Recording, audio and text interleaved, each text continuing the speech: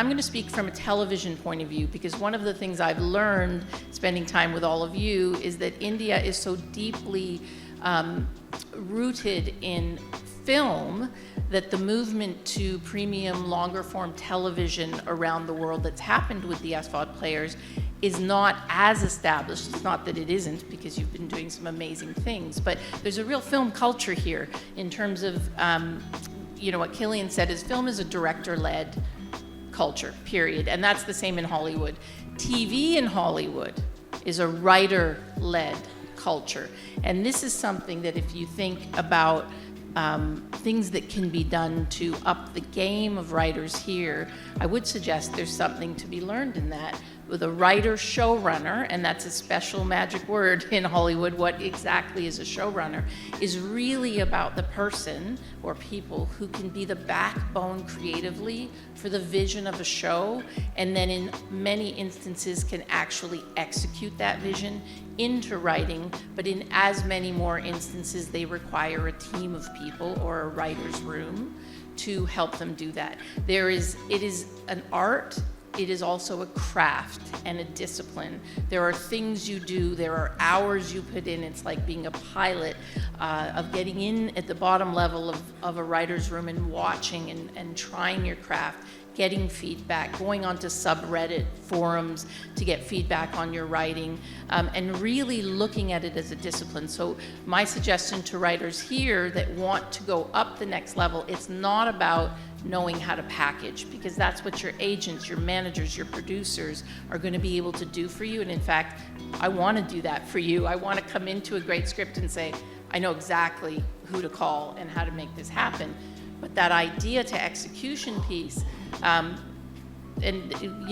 of us will have suggestions, but it's everything from reading everyone else's script, finding the thing that you loved, a play, a TV show, a film, reading the script, reading it 10 times until you understand the structure and the character development. Read Robert McKee's book, Story. It sounds crazy. It's such an old school recommendation, but it is still one of the best.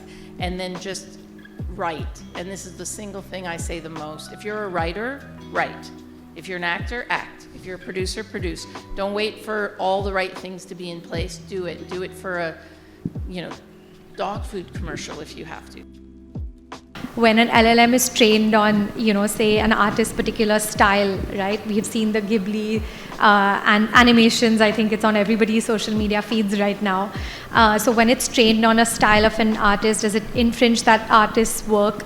If you use AI to, with some amount of human input to create a particular script or a particular artwork, can you say that you validly own that work?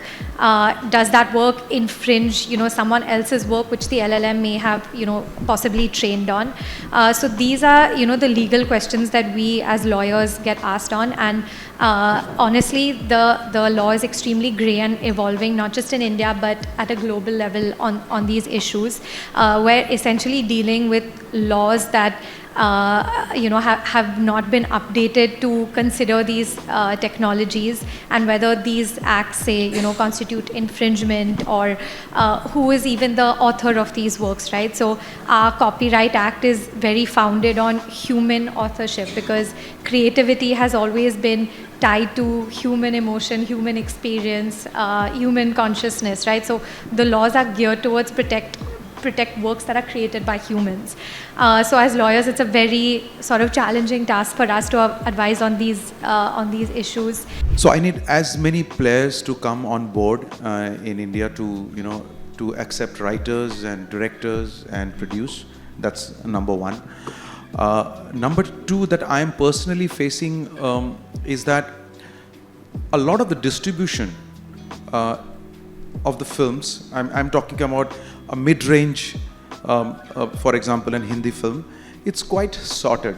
And also theaters are coming up, so it's growing. So I have a good distribution and a marketing team to take on.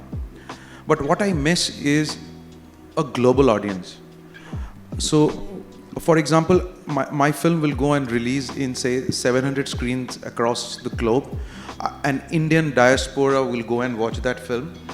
But I don't have a welcoming a partner from there who will take my film and put it across to the global audience. To give you a small example, China has been quite welcoming.